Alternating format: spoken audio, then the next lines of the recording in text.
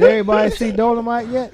Yeah, I seen it. That's dope. I fell asleep on the first 4 minutes last night. You fell asleep on that? I was exhausted. You gotta watch man. it again. Yeah, man. it's real good. It's immediately inspirational. Yeah, I cried. I don't blame you. A lot of people posted that they cried. I cried. So it was about, all right, because I haven't seen it yet, and so it's about Rudy Ray's life, or about the making of Dolemite, or how that came about? It's about how Rudy Rae hustled his way into making Dolemite. It pick up from where he about 35, 36, maybe even older than that. Yeah, I think he older than that. And then like he MCing at the bar. He MCing, he opening I think up that was Maverick Flax. for Craig Robinson and his homeboys and all that. And like he trying his jokes, and nobody give a fuck. He's like made music albums. Yeah, he's done all this shit. Yeah, he done all of it. He had done everything. He been a dancer. He had been a table dancer. So he is a waiter. He was a bartender, a rapper, the singer. The ding ding man, the ding dong man. So then finally one of these bums come in. Rapping. You know who the bum was. And the bum was dude from Pay in Full. Yeah, I'm tired of them making him a bum because he too good of an actor to just keep using him as straight as a crackhead and an alcoholic. Like he bubs. He like Juilliard trained bum. Yeah. But, $1 million bumming. He come in there and he saying all the raps that Dolemite is known for at this point, well by now. And so he gets smart, like, well shit. This dude is a bum. That shit is funny. He come with some weed, some cash, and some liquor, and he tell dude, "Hey man, keep talking that shit." He sit him down, a couple other bums, and he just writing shit down. Just record them. So he just stole a bunch of homeless brothers' stories. He said he came with weed and money and liquor. He gave them the best times of their lives. No. He gave them the best time they could afford at that time. Like the best time of their lives was the stories he took. They was just talking shit. They were talking about fucking monkeys and shit. They were talking crazy shit. It was weird stories. Quincy, I do believe that's called business. Because when a nigga signs a contract for $10,000, best believe that nigga's worth $1 million. Definitely. And if he would have went to them homeless dudes and was like, "Hey, I ain't gonna give y'all shit, but in a year from now, I promise you I'm gonna make money." They'd be like, "Nigga, give me $10 right now." Like they would have made that deal all day. So he got them all liquored up and high and paid him some cash. Come back, he done changed his whole persona. He put on a wig. He just started talking this pimp shit, and it worked. He got the crowd's attention. Next thing you know, he like, you know what? I'm gonna make an album with his own money. Put his own album together. He put his own movie together. Cause it ain't nothing nobody know. Just they got. I ain't know all that. You didn't know about the story of Dolemite? I didn't know the story of Dolemite. I just knew the movie Dolemite. Yeah, I didn't know how that shit I watched BET. They've shown this that they talked about it. Yeah. And Eddie Murphy did. There's one scene. Me and Jill watched. Like since we was watching it on my phone and on the TV. Like we was watching we was watching Dolemite on the TV, and on my phone we was watching the real Dolemite on Tubi TV, free movies and shows. Shout out to Tubi.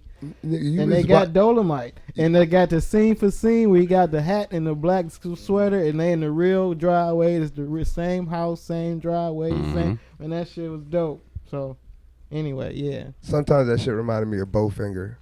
The real Bowfinger, like the movie Bowfinger, like them trying to make the shit, scratching that together. Hey, Bowfinger was amazing. I love Bowfinger. It's funny you say that. Eddie Murphy brought that up in an interview. He said when he was shooting that movie, it reminded him of him when he was shooting Bowfinger. Yeah. He got the same type of feeling. Yeah. It's just scrapping together. You think Eddie gonna get like an Oscar nomination for this film? No.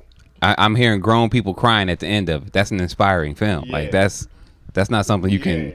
You can look at it and go, wait a second, that don't deserve recognition. I've watched him gloss over much more glaring shit than Eddie Murphy in his like role as like almost a pornographic comic with titties and ass all in the movie. It's damn sure the best. It's Netflix a comedy. Movie. It's for sure a comedy, and it's on Netflix. Yeah.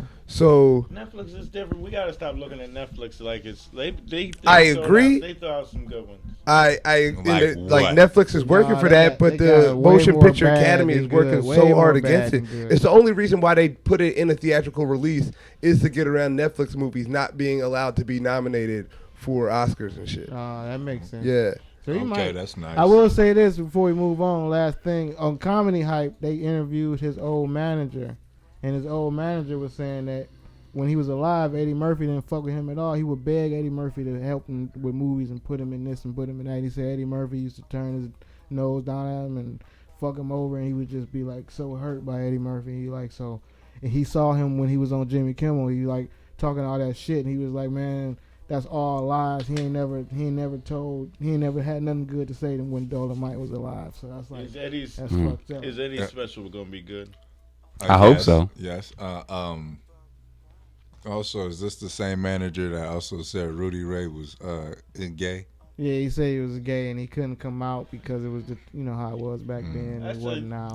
Time out. Little Richard had been around forever. We've always accepted gay people in our community. Little Richard. We've always accepted gay men in the black community. We only accept flaming gays. Like that's the only gay people. Yeah, you gotta be gay. And once he said that Rudy Rae was gay, I was like, yeah. I believe that more than Paul Mooney fucked Little Richard Pryor Jr. Probably that too. They probably fucked, but I'm just saying. Oh, here's a game update. Anthony Anderson is watching Kawhi Leonard give the Spurs buckets. Ooh, well then a little Bud report. Do y'all think Coming to America 2 is gonna be funny? Did this make y'all look more forward to it, or just still like feel no different? It definitely makes me. I sold Anthony Anderson some weed. He had amazing shoes on up in Studio City. But I think Coming to America is gonna be fun. It'll be entertaining. It was a legal sale. What are you talking about? It was at the store. Yeah, it was a legal sale. I'm sure it'll be funny. Still a dry snitch. I'll give you that.